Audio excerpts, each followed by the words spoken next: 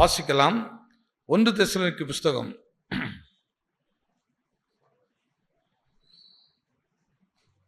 3ஆம் அதிகாரம். 1 தெசலோனிக்கேயர் புஸ்தகம் 3ஆம் அதிகாரம் 12வது வசனத்தை வாசிக்கலாம்.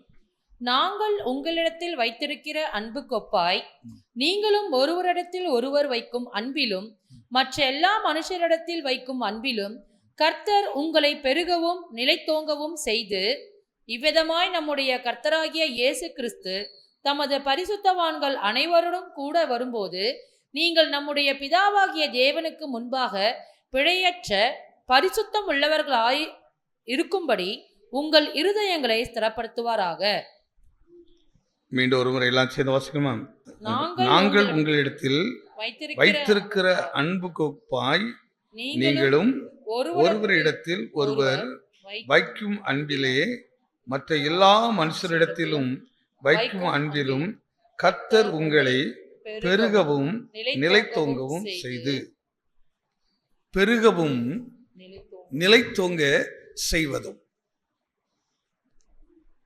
பெருக்கம் அப்படிங்கும்போது உடனே நம் மனதில் வருகிறது உலக பெருக்கம், உலகத்தின் ஆசீர்வாதத்தின் பெருக்கம்.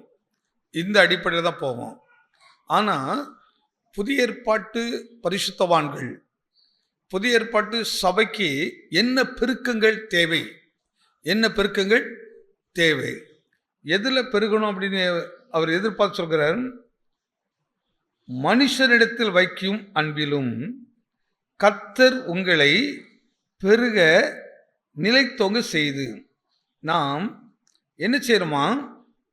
ஒருவரிடத்தில் ஒருவர் வைக்கும் அன்பு. இந்த அன்பை குறித்து நிறைய பேசியிருக்கிறோம், நிறைய விதங்களை பேசியிருக்கிறோம். ஆனால் இந்த இடத்துல அப்போஸ்தலர் பவுல் தெசலோனிக்கே பட்டணத்தில் இருக்கிற சபையை பார்த்து, இந்த சபைக்கு ஒரு பெருக்கம் தேவைப்படுகிறது, இந்த சபைக்கு ஒரு பெருக்கத்தை உண்டாக்க அவர் விரும்புகிறார். என்ன பெருக்கத்தை விரும்புகிறாரு? அன்பின் சுபாவத்தை பெருக விரும்புகிறாரு, அன்பின் குணத்தை பெருக்க அவர் விரும்புகிறாரு. அதனால அந்த வார்த்தை மீண்டும் அந்த பிற்பகுதி மட்டும் படிங்க. ஒருவர் வைக்கும் அன்பிலும் மற்ற எல்லா மனுஷரிடத்தில் வைக்கும் அன்பிலும் கர்த்தர் உங்களை பெருகவும் நிலைத்தோங்கவும் செய்வார். இந்த பெருக்கத்தை தேவன் நமக்கு கொடுக்க திட்டமுள்ளவராக இருக்கிறாரு. கிறிஸ்துவின் சபையானது அல்லது கிறிஸ்துவின் குடும்பத்திற்கிற ஒவ்வொரு மனிதனுடைய இருதயத்தின் சுபாவங்களில் அன்பின் சுபாவம் பெருகணும், அல்லது அன்பின் வல்லமை பெருகணும். இன்னைக்கு எல்லா பிரச்சனைக்கும் என்ன காரணம் நினைக்கிறீங்க? இவ்வளவு பெரிய கொலைபாதகங்கள் நடக்குது, இவ்வளவு பெரிய குற்ற செயல்கள் நடக்குது. மனுஷன் தன்னைத்தானே கெடுப்பதற்கு மதுபானத்துக்கு அடிமைகளை மாறுகிறார்கள், வாலிபர் கெட்டு போறார்கள், கணவன் மனைவியுடைய உறவு கெட்டு போகுது, தகப்பன் தாய் பிள்ளைகளுடைய உறவு கெட்டு போகுது, அண்ணன் தம்பியுடைய உறவு கெட்டு போகுது. இவைகளெல்லாம் இப்படி நடப்பதற்கு ஏன், என்ன குறை அங்க இருக்கிறது? என்னதாங்க பிரச்சனை? சத்தியம் அறிந்த குடும்பங்கள் தானே, சத்தியத்தை தெரிந்த குடும்பங்கள் தானே. ஏன் இந்த குடும்பத்தில் இப்படி கொந்தளிப்பு? ஏன் குடும்பத்தில் இப்படி பதற்றங்கள் உண்டாகுது? ஏன் இந்த குறையை குறித்து உணர்வில்லை? இன்னைக்கு நிறைய நேரங்கள் கவனித்து பாருங்கள், உணர்வற்ற இருதயம், உணர்வே இல்லை. இன்னொரு காரியத்தை கவனித்து பார்த்தால் நல்ல சுத்த இருதயம் கிடையாது. அதனால்தான் சுத்த இருதயத்தில் பிறக்கும் அன்பே அப்படி சொல்றாரு. அன்புல துர்க்குணத்தின் இருதயத்தில் பிறக்கிற ஒரு அன்பு இருக்குது. இந்த துர்க்குணத்தில் பிறக்கிற அன்பு ஒருத்தரை வஞ்சிப்பதற்காக காட்டுகிறது. ஒரு முறை பிராட்வேயில் ஒரு முதிர்ந்த வயது உள்ள தகப்பனு தாய் சொன்ன ஒரு காரியம், ஐயா எனக்கு இத்தனை பிள்ளைகள், ஆனால் குறிப்பிட்ட இந்த மகனும் அவருடைய மனைவியும் ஒவ்வொரு நாளும் என்னை காலையில் வந்து ஏதாவது வாங்கி கொடுத்து விசாரிப்பார்கள். இரவிலை வந்து ஏதாவது வாங்கி கொடுத்து விசாரிப்பார்கள். மற்ற பிள்ளைகள் எப்பொழுது வருவார்கள், போவார்கள். நான் ஏதாவது கேட்டால் செய்வார்கள், சொன்னால் செய்வார்கள். ஆனால் இவர்கள் ரொம்ப என்னை கரிசனையாக விசாரிக்கிறதை போல இருக்கும். ஆனால் அவருடைய இருதயத்தில் இப்படி துர்க்குணம் இருக்கிறது எனக்கு தெரியாது. இவருடைய உள்ளத்தில் இப்படி கபடு இருக்கிறது எனக்கு தெரியாது. அவளுக்கு ஒரே ஒரு நோக்கம், எப்படியாவது என் தகப்பன் இடத்துல என் தாயின் இடத்திலிருந்தும் இந்த பிராட்வேல ஒரு வீடுகள் சாதாரண ரேட்ல, பயங்கரமான ரேட் அந்த நாட்களே எப்படியாவது இதை எழுதி வாங்கிவிட வேண்டும் என்று இவர்கள் கர்சனையாய் கவனிப்பதை போல, அன்பாய் கவனிப்பதை போல, அவங்க கேட்பதற்கு முன்பாக கொடுப்பதை போல கொடுப்பார்கள். இந்த அன்பில் உள்ள வித்தியாசத்தை காட்டுறேன். துர்க்குணத்தில் உண்டாகிற மாய்மால அன்பு, சுத்த இதயத்தில் இருக்கிற அன்பு, இந்த ரெண்டுக்கும் ரொம்ப வித்தியாசம் இருக்குது. இந்த சுத்த இதயத்தில் இருக்கிற அன்பு எதையும் எதிர்பார்க்காது, எதையும் எதிர்பார்த்து செய்யாது. இந்த சுத்த இதயத்திற்கு அன்பு என்ன செய்து சொன்னால், அவர்களுக்கு அக்கறை உள்ளதாக இருக்கும், கவனம் உள்ளதாக இருக்கும்.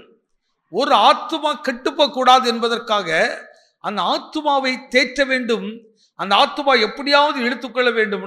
இந்த அன்பு என்ன செய்ய தெரியுமா? நம்மை நேசிக்கிறவர்களை நேசிக்காது, நம்மை நேசிக்காதவர்களை நேசிக்கும், நம்மை குற்றப்படுத்துறவர்களை நேசிக்கும். ஏனென்றால் அவர்கள் அறியாமல் செய்கிறார்கள். அதை நான் அறிந்திருக்கிறபடினால், என் இருதயத்தில் சுத்த இருதயம் இருக்கிறபடியினால் நான் அவர்களை நேசிக்கிறேன். எதற்காக நேசிக்கிறேன்? அந்த ஆத்துமாவை குற்றம் செயலுக்குள் போய்விடக்கூடாது என்பதற்காக. ஆனா இந்த அன்பு எப்படி என்று சொன்னால், குற்றத்தை செய்வதற்காகவே காட்டுகிற அன்பு, தவறை செய்வதற்காகவே காட்டுகிற அன்பு இருக்குதா இல்லையா? நடந்த சாட்சிகள், அனுபவங்கள் உங்க வீட்டில் நடக்கா? சரி, நீங்கள் உங்க அன்பை, உண்மையான அன்பை காட்டுங்க, உண்மையான அன்பை காட்டுங்க. கொஞ்ச நாள் ஆச்சுது. ஒரு நாள் அவர் நிறைய டாக்குமெண்ட்ல ப்ரிப்பேர் பண்ணி வைத்துட்டு அப்பாவையும் அம்மாவையும் அழைத்து, இதில் என்ன செய்யுங்கள், சைன் போடுங்க. அம்மா சைன் போட்டாங்க, அப்பா போட மாட்டேங்கிறாரு. இல்லை, தவறு. அதனால சரி, இது ஒன்றும் இல்லைப்பா, இதில் ஒன்றும் இல்லை, ஒரு லோன் வாங்குறதுக்கு தான். அப்போ அவர் சொல்கிறாரு, ஒரு லோன் வாங்குறதுக்கு ஆகியிருந்தாலும் நான் உனக்கென்று அதை கொடுக்க முடியாது. எனக்கு இருக்கிற மற்ற 4 பிள்ளைகள் இருக்கிறார்கள், அவர்களுக்கு தெரியாமல் எதையும் நான் செய்யக்கூடாது என்று. நடந்த சம்பவம் என்ன தெரியுமா? கொஞ்ச நாளில் எந்த அன்போடு பாசத்தோடு கவனித்தார்களோ அவர்கள் கொடுத்த ஆகாரத்திலேயே விஷத்தை வைத்து பெற்றோரை கொண்டு விட்டார்கள். இது என்ன அன்பு? நீ நான் கேட்கிறேன், எனக்கு கையெழுத்து போட்டு கொடுக்க மாட்டேங்கிறா. அப்படி இருந்தா என்ன? அவ இத்தனை நாளும் கவனித்தது எதற்காக? ஆனால் ஒரு அழகான ஒரு பாடல், இந்த பழைய ஒரு பாடல் இருக்கு பாருங்க, அன்பில் என்னை பரிசுத்தனாக்க உம்மை கொண்டு சகலத்தையும். அதாவது அன்புன்னா நீங்க நினைச்ச உடனே உங்களுக்கு யாராவது ஒரு உதவி செய்தாங்கன்னா அது உடனே நீங்க இது என்ன அன்புன்னு கொஞ்சம் பகுத்து பாருங்க. எதற்காக, ஏன் இதை செய்கிறார்கள்? அந்த அன்பு மாய்மால் அன்பாக இருக்கக்கூடாது.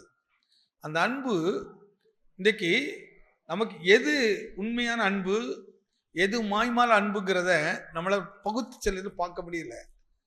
அந்த போலியானது அவ்வளவு அழகாக இருக்குது. உண்மை உள்ள அன்பு வரும்போது கையை நீட்டிக்கிட்டு வர்றாரு.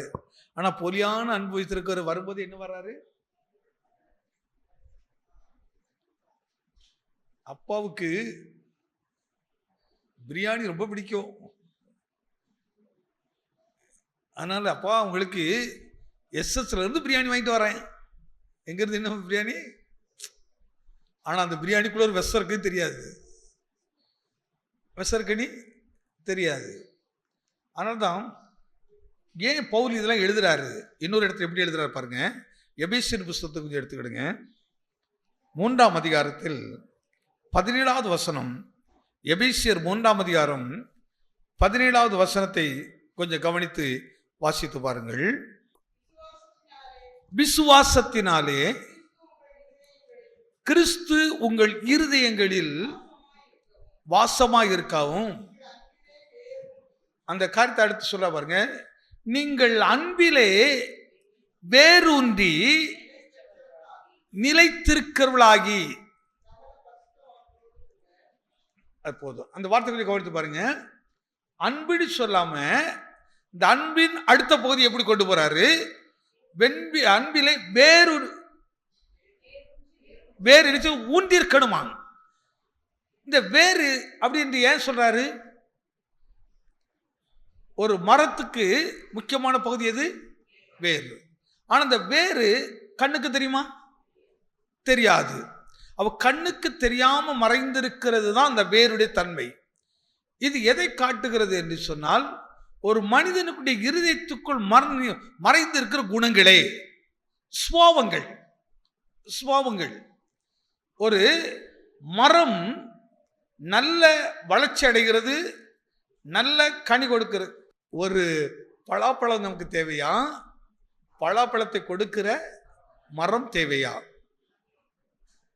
அந்த மரம் தான் கிறிஸ்து. கிறிஸ்து தேவையா? ஆசீர்வாதம் தேவையா? அதுக்காக சொன்ன அந்த விஷயத்தை, ஆசீர்வாதங்களுக்காக. ஏன்னா நம்ம ஆசீர்வாதம் ஆசீர்வாதம் விரும்புகிறோம். அதுக்குதான் சொன்னேன். அப்போ ஆசீர்வாதத்தை கொடுக்கிறவர் தேவையா? ஆசீர்வாதம் தேவையா? இப்போ அன்பில் வேரூன்றிங்கிறாரு.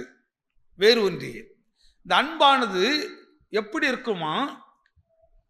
பொதுவான ஒரு அன்பு, நேசிக்கிறது, உதவி செய்கிறது, இவைகளெல்லாம் ஒரு பகுதி. ஆனால் அடுத்து அன்பின் ஒரு ஆழம் எப்படி இருக்குன்னா, அது வேரூன்றி இருக்கணுமா? ஒரு வேண்டி இருக்குமா? ஒரு உண்மை உள்ள கிறிஸ்தவனுடைய இருதயத்துக்குள்ள வசனம் என்கிற வேர் இருக்கணும். அந்த வேரை உள்ளாக செலுத்தப்பட்டிருக்கணும். பூமியின் ஆழத்துக்குள்ள அந்த வேர் எவ்வளவு போகுதோ அவ்வளவுக்கு அவ்வளவாக அந்த மரம் செழிப்பாக இருக்கும். அவ்வளவுக்கு அவ்வளவா அந்த மரம் கனிகளை கொடுக்கும். வேர் சரியாக இல்லைன்னா அது என்னவாக மாறிடும்னு சொன்னா, சின்ன புயல் வீசினாலும், சின்ன பிரச்சனை வந்தாலும் உடச்சும் உங்கள்கிட்ட வாழ முடியாது, நீ எனக்கு தேவையே கிடையாது, உங்கள்கிட்ட வாழதை விட நான் தனியாக வாழ்றது ரொம்ப நல்லது. இன்னைக்கு கிறிஸ்தவத்தின் ஜனங்கள் இன்னைக்கு குடும்பத்தின் அஸ்திபாரத்தை உடைக்கிறார்கள். அதற்கு காரணம் வசனத்தின் அன்பு கிடையாது, ரட்சிப்பின் அன்பு கிடையாது, கிறிஸ்துவை பற்றி அன்பு கிடையாது. ஆனா என்ன அன்பு இருக்கிற? மாயின் அன்பு, இந்த உலகத்தை சார்ந்திருக்கிற அன்பு. நீங்க ஒருத்தருக்கு கொடுத்துக்கிட்டே இருங்க, நீ கொடுக்கறத நுப்பாட்டின அடுத்த நாள் நீங்க எதிரியா மாறிடுவீங்க. அதுவரை சசிகாவுக்கு ஐயோ என்ன வருமா இந்த மாதிரி. ஆனா இன்னொரு திரும்ப ஒரு சந்தர்ப்பம் வருது, இல்லையம்மா அப்படின்னு சொல்றீங்க சார், கொஞ்சம் சகிச்சுட்டு போயிடுவாங்க. இன்னொரு முறை இல்லையம்மான்னு சொன்னா அடுத்து உங்களை குறித்து பின்னாடி பேசுறது வேற மாதிரி இருக்கும். நான் பிராக்டிக்கலா பேசுவேன், உண்மையாவே பேசுகிறேன். மனுஷனுடைய அன்பு ரட்சிப்புல இல்ல, மனம் திரும்பின அன்பு இல்ல, கிறிஸ்துவ மேல இல்ல, கிறிஸ்துவுக்காக வாழணுங்கிறதுல அன்பு இல்ல, அந்த கிறிஸ்தவ இல்ல, அந்த சபை இல்ல, அந்த ஊழியர்களா இல்ல, அதற்காக நான் வாழல. நான் வாழுகிறது எல்லாமே எதனை சார்ந்தே இருக்கிறது? உலகத்தின் பொருளாதார அடிப்படையை சார்ந்து. யாராவது எனக்கு ஏதாவது செய்யணும், யாராவது எனக்கு கொடுக்கணும், அதை சார்ந்தே இருக்கிறது. எனக்கு அன்னைக்கு அருண் ஒரு விஷயம் சொன்ன, எனக்கு ரொம்ப ரொம்ப பிடிச்சிருந்து. இங்க பிரசங்கம் கேட்டு பணக்கு வருது, இப்போ எங்கேயுமே பிரசங்கம் கேட்கறதுக்கு எனக்கு எழுத முடியல. அது கேட்ட மாதிரி இல்லை. எனக்கு சொல்லப்படி எளிய நடையும் இருக்கும், வாழ்க்கையோடு இருக்கும், வசனமும் வாழ்க்கையும். வசனமும் சுவாபங்களும். அப்படிதான் நம்ம எடுக்கிறோம். அதை வார்த்தை வாழ்க்கையை மாறணும். எழுதியிருக்க வசனங்கள் நம்ம ஜீவனாய் மாறணும். இந்த அஸ்திபாரத்தை போட்டுட்டோன்னா மலையே பெயர்ந்து விழுந்தா கூட நம்ம பயப்பட மாட்டோம். எந்த சூழ்நிலையும் பார்த்து பயப்பட மாட்டோம். எதையும் கடந்து போயிடுவோம். அதனால தான் வசனமின் ஜீவன் அப்படிங்கிறாரு. பவுல் எழுதுறாரு, எபேசு பட்டணத்தை பார்த்துட்டு நீங்க அன்புல என்ன செய்யுங்க, வேறுண்டுங்கள். அது எதை காட்டுக்குன்னா, வேறு இப்படி மறைந்திருக்கிறதோ உன் சுவாபங்கள் எரிச்சு உன் இருதயத்துக்குள்ள மறைந்திருக்கணும். அன்புக்குள்ள மறைந்திருக்கணும். தேவையான நேரத்தில் எடுத்து கொடுக்கணும் அன்பு. இந்த அன்பு நல்லா பலப்பட்டு இருந்தா, அன்பு சுவாபத்தில் இருந்தா, இன்னைக்கு எவ்வளவு வேதனை, வெக்கம், அவமானம் தெரியுமா? ஆனா அந்நிய பாஷை பேசுவோம், ஆவியில நிறைவோம். அது என்ன ஆவின்னு தெரியல, கேடுகட்ட ஆவி. தேவ அன்பு உள்ள ஆவி நமக்கு இருக்குமான என்ன செய்யும்? அன்புக்கு ஒரு வல்லம் இருக்குதே, அன்புக்கு ஒரு அபிஷேகம் இருக்குதே, அன்பில ஒரு மகிமை இருக்குதே. அன்பு சகலத்தை தாங்குமா, உடைக்காது. அன்பு தூக்கி எறியாது, உதாசீனப்படுத்தாது. அன்பு சகித்துக் கொள்ளும். எதுக்கு சகித்துக் கொள்ளும் சொன்னா, இல்ல நான் கொஞ்சம் பொறுமையா இருந்தேன்னு சொன்னா இந்த ஆத்துவாவை நான் ரட்சித்துக் கொள்ளலாம். கொஞ்சம் பொறுமையா இருந்தேன், நான் இவரை நான் பாதுகாத்துக் கொள்ளலாம், என் குடும்பத்தை பாதுகாத்துடலாம், என் பிள்ளைகளை பாதுகாத்துக்கலாம், என் சகோதரன் சகோதரி பாதுகாத்துக்கலாம். இதற்காக என் அன்பு. அந்த அன்பு ஆழத்துக்குள்ள போக போக வாழ்க்கை மற்றவர்களை கட்டி எழுப்போம். உடைக்காது, பிரிக்காது, அவமானப்படுத்தாது, நிந்திக்காது. ஏன் இதுல நடக்குது? அன்பிலே ஆழமில்லை, அன்பிலே வேறில்லை. வெறும் உலக ஆசீர்வாதத்தை சார்ந்திருக்கிற அன்புகள் இது கிடைக்கலன்னா வம்புகளாக மாறுது. நீ என்ன நேசித்தா நான் உன்னை நேசிப்பேன். இன்னொருத்தர் அழகா சொல்கிறாரு, உங்களை நேசிக்கிறவர்களே நீங்க நேசித்தான் இதுல என்ன இருக்குது? சிலர் இந்த அன்பை டெஸ்ட் பண்றதுக்காகவே சிலர் என்ன செய்யும், ஃபேமிலியில் சில விஷயம் நடக்கும். ஃபேமிலி சில விஷயம் நடக்கும். நீ நான் உங்களை எவ்வளவு நேசிக்கிறேன் தெரியுமா, உங்களுக்கு எவ்வளவு பிரியமா இருக்கிறேன்னுட்டு நல்லா அழகா டைலாக்லாம் பேசுவோம். ஆனா ஒரு சின்ன சந்தர்ப்பம் வரும், கர்த்தர் கொஞ்சம் தொட்டு பார்ப்பாரு, கொஞ்சம் மனசை கடினமாக்கி பார்ப்பாரு. நீ விரும்பினதை கொடுக்கலன்னு வச்சுக்கிடுங்க. நீங்க விரும்பின விஷயத்த மனைவி கொடுக்கல, உடனே அங்க இருந்து வரும்போதே ஒரு எரிச்சல் ஆவி உள்ள வரும். என்ன நான் அதை செய்து வர இதை செய்ய வந்த என்ன கவனிக்கலை, நீ எனக்கு இது செய்ய, உனக்கு இதை விட அது முக்கியமா இது முக்கியமா என்ன? அந்த கடுகடுப்பான எரிச்சல் வார்த்தை. இப்போ அந்த டெஸ்ட் பண்ணிட்டு அப்படியே நம்ம முகத்தை பார்ப்பாரு. என் பிள்ளைக்கு எவ்வளவு ஆழமா அன்பு இருக்குல்ல, அன்புல வேறு விட்டு இருக்குதா? வேறு இல்லைன்னா ஒரு சின்ன காத்து விசிறம் விழுதுரும், சின்ன காத்து விசிறம் போது விழுதுரும். ஆனால் ஏன் இந்த பனைமரம் பாருங்க, உடைமை தவிர அந்த மரம் சாய்ந்து விடாது. ஏனென்றால் அதோடைய வேறு ஆழமாக போகும். பெரிய மரங்களா இருக்கும், புயல் வீசுவ ரோட்டில் விழுந்து கிடக்கும். ஏனென்றால் அதோடைய வேர்கள் மேலோட்டமாகவே இருக்கும், மேலோட்டமாக இருக்கும். சத்தியம் நம் உள்ளத்துல போக போக, இந்த வார்த்தை நமக்கு உள்ள போக போக மறைந்திருக்கணும். நல்ல நல்ல சுபாவங்கள், நல்ல சுபாவங்கள், நல்ல சுபாவங்களுக்கு கண்டிக்கிறது நல்ல சுபாவம். இன்னைக்கு யாரும் நம்ம சிலருக்கு இன்னைக்கு உள்ளவர்களுக்கு கண்டிக்கிறதே ஒரு தப்பானதாக தோணுது. அப்படி நம்ம சொல்லிக் கொடுக்குறோம், ஆனால் கண்டிக்க கூடாது. என்ன பொறுத்த பெரும்பை கையாடாதவன் தன் மகனை, அந்த வசனம் படிக்குமா? விசுவாசத்தினாலே கிறிஸ்து உங்கள் இருதயங்களில் வாசமாய் இருக்கவும். நல்ல வார்த்தை கவனிங்க. கிறிஸ்து என் இருதயத்துக்குள்ள வாசம் பண்ணுகிறார் என்று நாம் விசுவாசிக்கிறோமா? வாசிக்க.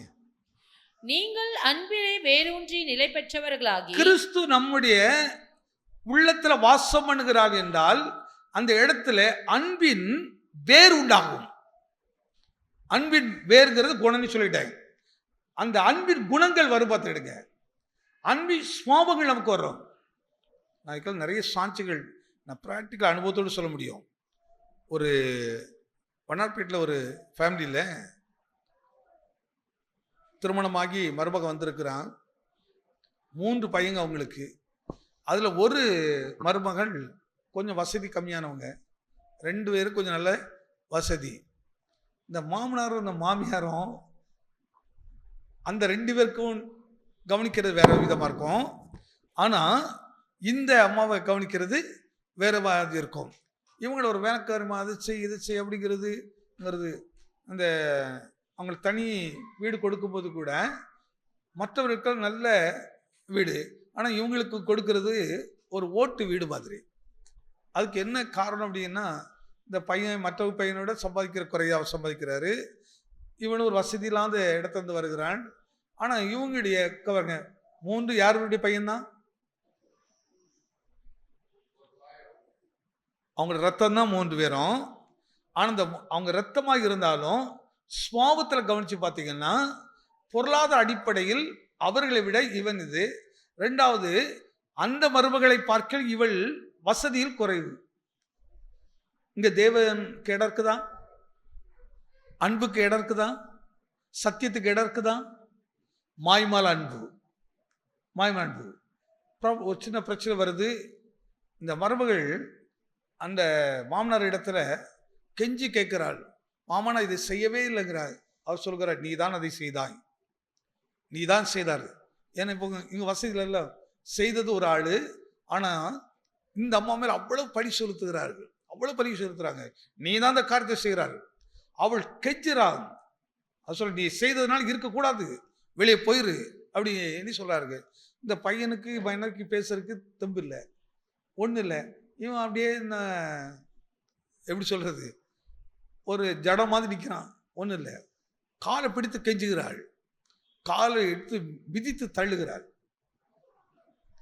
அந்த பெண்ணு பாஸ்டர் எடுத்து போய் சொல்கிறார், ஐயா இப்படி சம்பவம் நடந்தது, என்ன பண்ணுறது? ஆனால் அந்த ஊழியக்காரர் ஒரே ஒரு கருத்து பற்றி சொன்னார், கொஞ்சம் பொறுமையா இருமா, தேவன் இதை கவனிக்கிறார், நீ உன் நற்குணத்தை விட்டுறாத, நீ குணமுள்ளவளாக இரு. அவர்கள் வெளியே தள்ளினா கூட நீ என்ன செய்யாத, மனதில் கூட அவர்களை வெறுத்து விடாத அப்படின்ட்டு. ஒரு வாரத்துக்குள் எந்த மனிதர் காலை எட்டி மிதித்தவளை தள்ளினாரோ இவருக்கு ஒரு பலகீனம் வருது, தீராத வயிற்று வலி. டாக்டர் போறார்கள், அதை எடுக்கிறாங்க, இதற்கு என்ன ஒண்ணுமே இல்லை, ஆனால் வயிற்று குணமாக மாட்டேங்குது.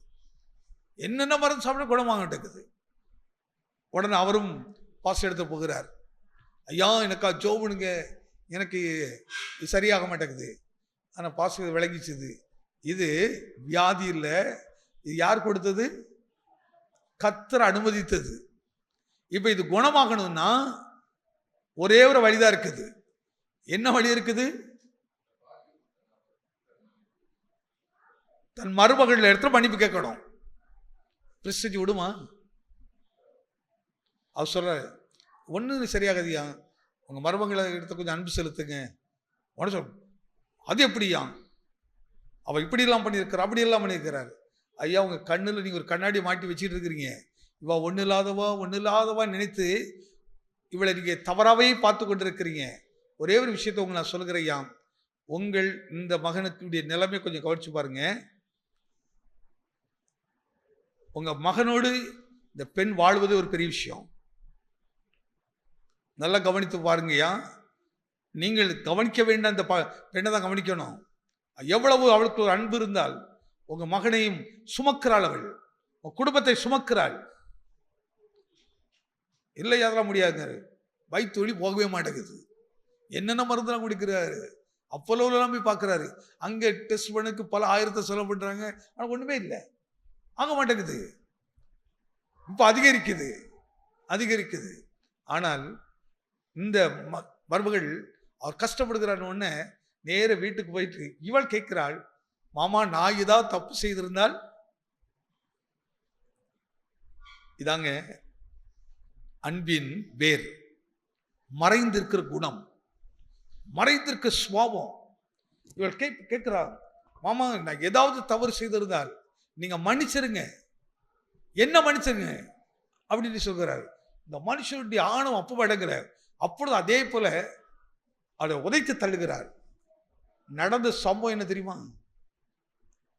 உதைத்து தள்ளுகிறார். அடுத்த செகண்ட் அவர் கை கால் விலகாம போச்சு.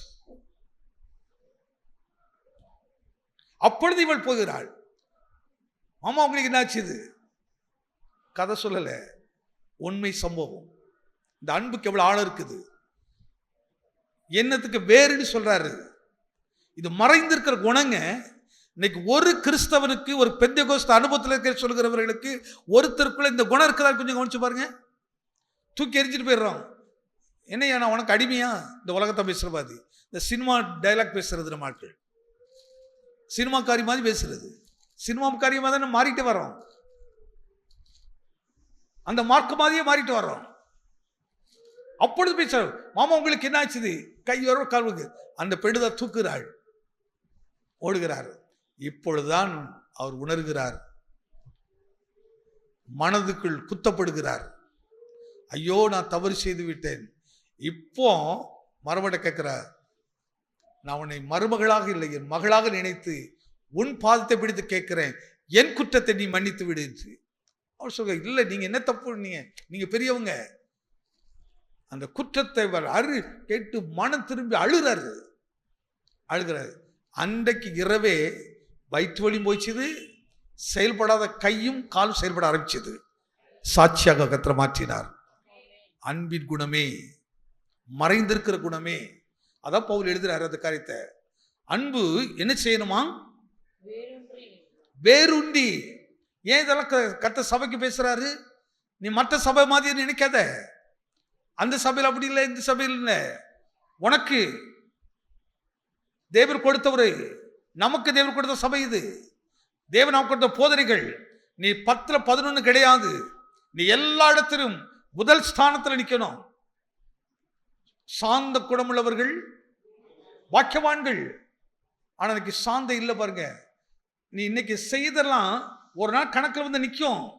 நீ யார் அசட்டை பண்ணினாயோ, யாரை அவமானப்படுத்தினாயோ, யாரை அருவருத்தாயோ, தவறானால நீ தூக்கி பிடித்துட்டு நேசிக்க வேண்டியவர்களை. நம்ம நேசிக்கிறது நல்லா இருக்கிறவங்களே, நல்லா இல்லாதவங்களையா? யாருங்க நேசிக்கணும்? குடும்பத்தில் ஒருத்தவங்க கொஞ்சம் நெருக்கப்படுறாங்கன்னா அவங்கள தான் நம்ம என்ன செய்யறோம்? நான் நேசிக்கிறேன்னா உனக்கு போய் பணத்தை கொடுங்க இதெல்லாம் கொடுக்க சொல்லலை.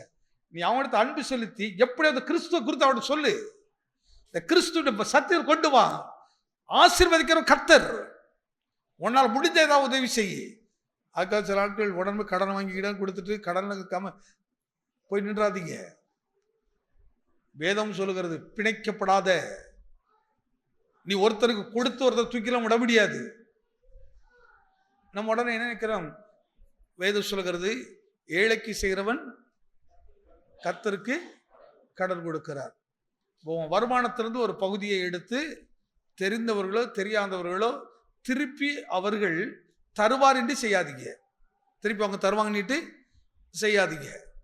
அவங்க தந்தாலும் சரி தராவிட்டாலும் சரி என்று உங்களுக்கு அந்த நன்மை செய்யுங்க.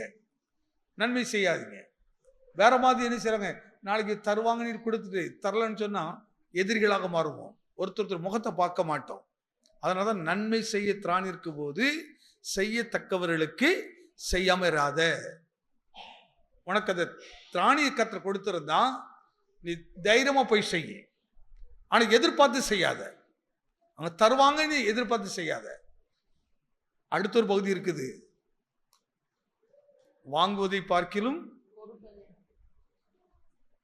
இந்த சத்தியம் விளங்குனா வாங்கன்னு நினைக்கவே மாட்டோம்.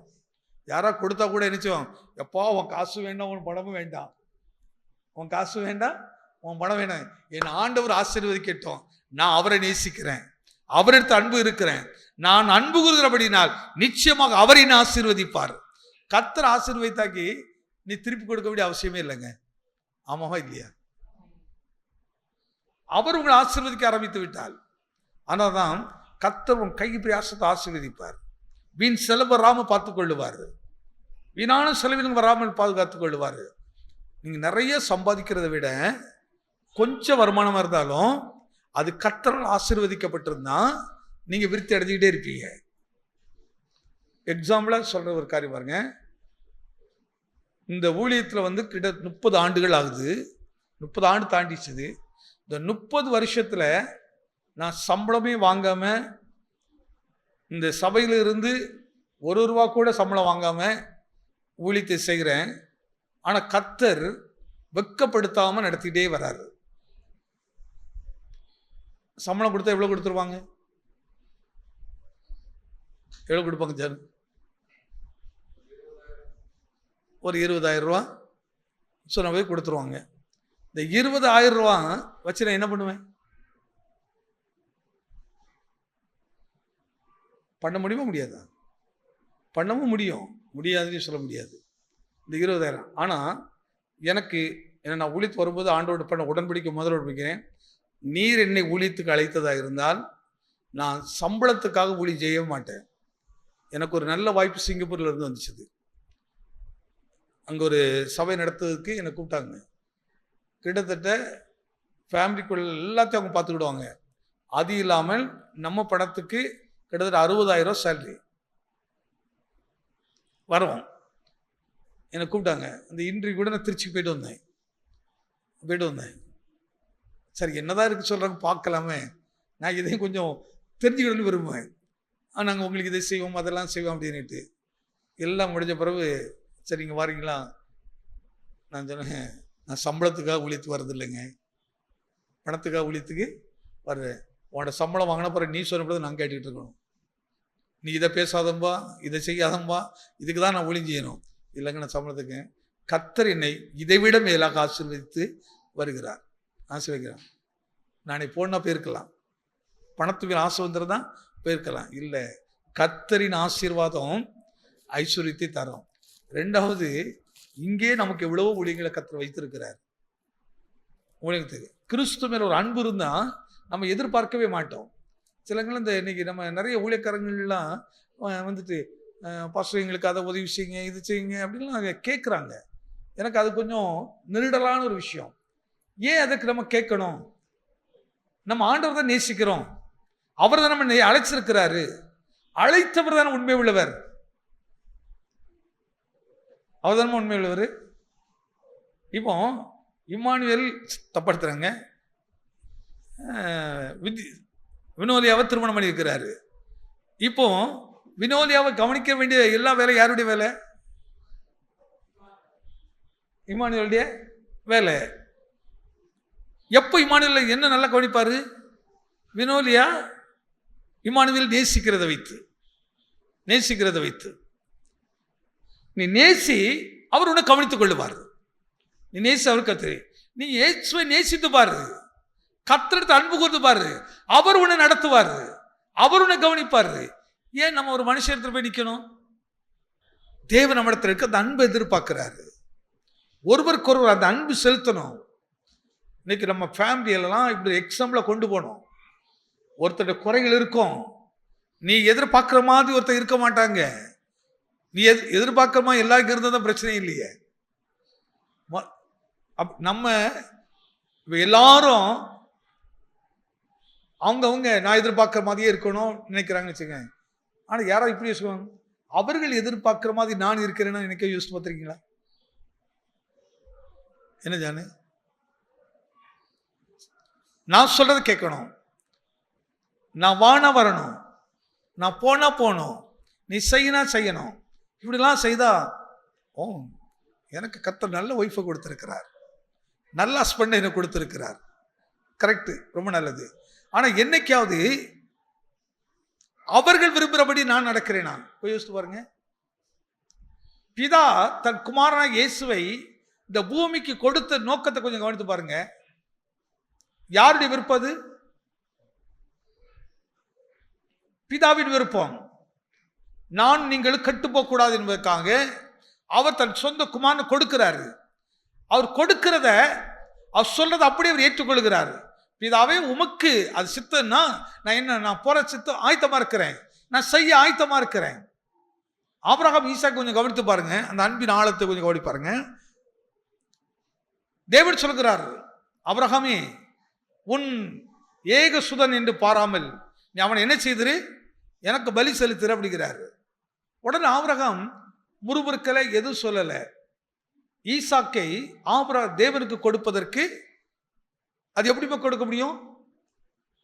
மறைந்திருந்த தேவ குணம், ஆபிரகாமுக்குள் மறைந்திருந்த அன்பின் ஆழம், தேவன் மேல் அவ்வளவு ஒரு காலம் அன்பு. என் தேவன் கேட்ட பிறகு நான் அதை எப்படி கொடுக்காம இருப்பேன்? எனக்கு பிரியம், நான் நேசிக்கிற குமாரன், நான் ஒரே குமாரன் நான். ஆனாலும் என் தேவன் அல்லவா கேட்கிறாரு, நான் நேசிக்கிறவர் அல்லவா கேட்கிறாரு.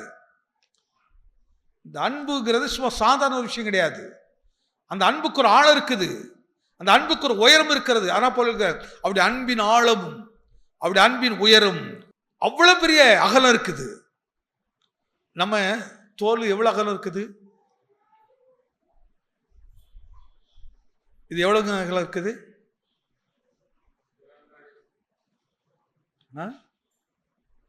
வேணா ஒரு குழந்தை தூக்கி தோல்ல போடுவோம். இன்னும் கொஞ்சம் அன்பு வந்தா இன்னொரு குழந்தை தூக்கி இந்த தோல்ல போடுவோம். அதுக்கு மேல நம்மளால போட முடியுமா? அதுக்கு பிறகு கோபம் வரும். என்ன நினைச்சிட்டா என்ன? என்ன மனுஷன் நினைச்சா மாடு நினைச்சியா? பேசுவோம். நம்ம அன்பு அவ்வளவுதான், அதுக்கு வர முடியாது.